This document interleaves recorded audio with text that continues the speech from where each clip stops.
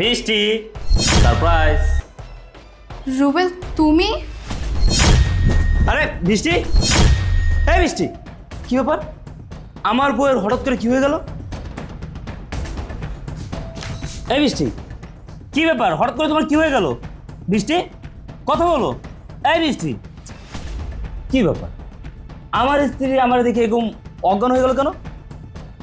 ও বুঝতে পারছি, আমি এত বছর প্রবাস থেকে আসছি, না জানায় হয়তো আমাকে দেখে খুশিতে অজ্ঞান হয়ে গেছে। বৃষ্টি, এই বৃষ্টি, বৃষ্টি, এই কি ব্যাপার? তোমার কি হয়ে গেল? উঠো উঠো, দাঁড়াও আস্তে।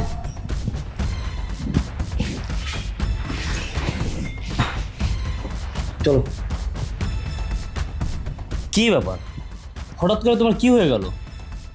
ও বুঝতে পারছি, তুমি এতদিন পর আমরা দেখছো, কত বছর পর প্রবাস থেকে আসছি, দেখে মনে মাথা চক্কর মারছে, তাই না? বুঝছি বুঝছি। আচ্ছা, বাবা মা কোথায়? ডাক দাও বাবা মারে। ও তুমি তো অসুস্থ, ঠিক আছে আমি ডাক দিতেছি। আব্বা, আম্মা, কি ব্যাপার, কোথায় আপনারা? কি ব্যাপার জামাই, তুমি এত বছর পর প্রবাস থেকে আসছো, আমাদেরকে কিছু না জানায়া? এই কই তুমি, এদিকে আসো, জামাই আসছে। কি হয়েছে চিল্লাইতেছো কেন? জামাই তো আসবেই। আরে দেখো, প্রবাসী জামাই আসছে। হ্যাঁ, আরে দেখো।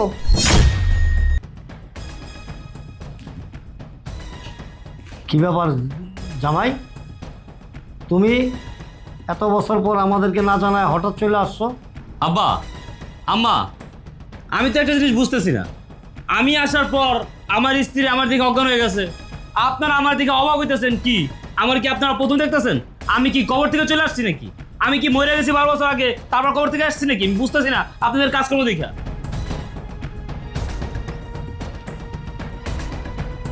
কি ব্যাপার আব্বা, আম্মা, আমি প্রবাস থেকে আসাতে আপনার কি খুশি হন না আমার দেখে? আপনারা স্তব্ধ হয়ে গেছেন, আমার স্ত্রী স্তব্ধ হয়ে গেছে, বুঝলাম না কিছু।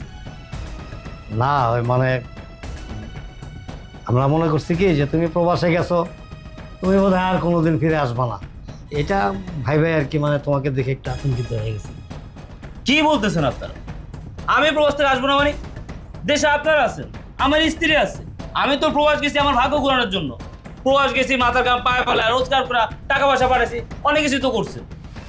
চাইছিলাম আপনাদেরকে জানাই আসবো, কিন্তু ভাবলাম যে আপনাদেরকে না জানাই এসে একটা সারপ্রাইজ দেবো, কিন্তু উল্টা তো আমি সারপ্রাইজ হয়ে দিতেছি। আপনার কোনো কথাবার্তা বলতেছেন না, সবাই তাজ্জব হয়ে আছেন, কিছু বুঝলাম না।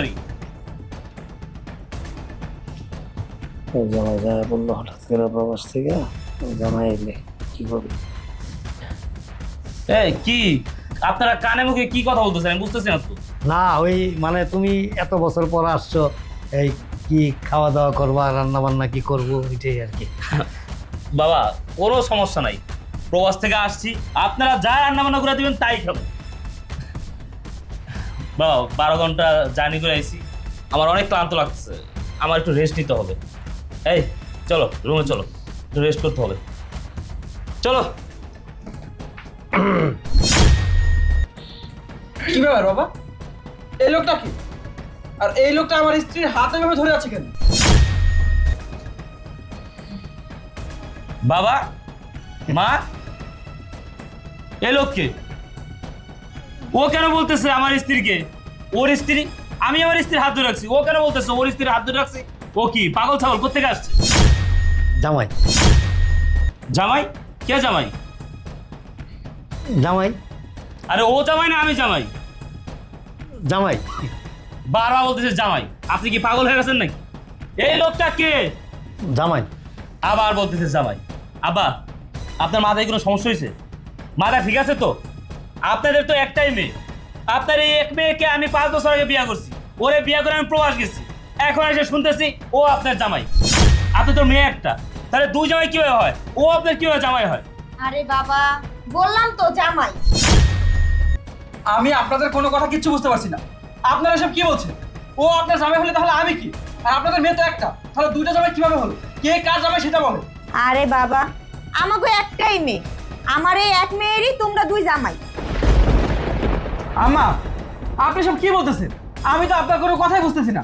তার মানে আপনাদের মেয়ের আগে বিয়ে হয়েছে আর আপনাদের এই বিবাহিত মেয়েকে আপনারা আমার কাছে বিয়ে দিয়েছেন। জামাই তুমি চুপ থাকো। মানছি আমার মেয়ের আগে বিয়ে হয়েছে, সেটা তোমার কাছে আমরা বলিনি। এতদিন ধরে যে তুমি সংসার করো, তুমি কি বুঝো না যে আমার মেয়ের আগে একটা বিয়ে হয়েছে? এটা তোমার ব্যর্থতা। তার মানে আপনারা আমার বিবাহিত স্ত্রীকে আমি প্রবাস যাওয়ার পর আরেকটা ছেলের কাছে বিয়ে দিচ্ছেন, অথচ প্রবাস থেকে প্রতি মাসে আমার কাছে লাখ লাখ টাকা নিচ্ছেন, আমার টাকা দিয়ে বাড়িঘর করছেন, আমার টাকা দিয়ে সংসার চালাইছেন। এই মিয়া চিল্লাও না। প্রবাস যায় পড়ে আসছে, প্রবাসের থেকে খালি টাকা পাঠাইলি হয়? হ্যাঁ, আমার মেয়ের একটা ভবিষ্যৎ আছে না? আমার মেয়ের ভবিষ্যতের কথা চিন্তা করেই আমার মেয়ের আবার বিয়ে দিছি। আমরা তো ভাবছি তুমি আর আইবাই না। কি বললেন? আপনার মেয়ের ভবিষ্যতের কথা চিন্তা করছেন? আমি কি চিন্তা করছি? আমিও তো আমাদের ভবিষ্যতের কথা চিন্তা করছি, আমাদের সংসারের কথা চিন্তা করছি, সবার কথা চিন্তা করতে আমি প্রবাসে গেছি।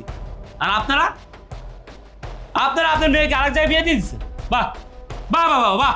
কিরে, তোর বাপ মার কথা বাদ দিলাম, তুই তোমার বিয়ে করা স্ত্রী, তুই কিভাবে পারলি আমি প্রবাস যাওয়ার পর আরেকটা ছেলের বিয়ে করে সংসার করতে?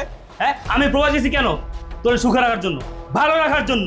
এই তোর স্বামী লাগবে তুই আমার বলতি, আমি দেশে চলে আসতাম। যখন আমি বলছি যে আমি দেশে চলে আসি, তুই তোর বাপ মা সবসময় বলছিস এখন আসার দরকার নাই, এখন আসার দরকার নাই। ও তখন আসলে তো তুমি আর একটা ছেলে বিয়ে করে সংসার করতে পারতা না, তাই না? এই কারণে তুমি আমার দেশে আসতে দাও নাই। শোনো, তুমি বিবাহিত থাকা সত্ত্বেও, তোমার হাজবেন্ড থাকা সত্ত্বেও তুমি আমাকে বিয়ে করেছো, আমি তোমাকে পরে দেখছি। বাবা মা, আপনাদেরকে বলতেছি, আপনারা আমার কাছ থেকে 50 লাখ টাকা নিয়ে আপনার এই বিবাহিত মেয়েকে আমার কাছে বিয়ে দিয়েছেন। আর এখন তো আপনার মেয়ের হাজবেন্ড চলে আসছে, আর আপনার মেয়ে হাজবেন্ডের সাথে সংসার করুক। আমি আপনার মেয়ের সাথে আর সংসার করবো না। আপনারা আমার 50 লাখ টাকা আমাকে ফিরিয়ে দিন। এই মিয়া কথা ঠিক করে কইও।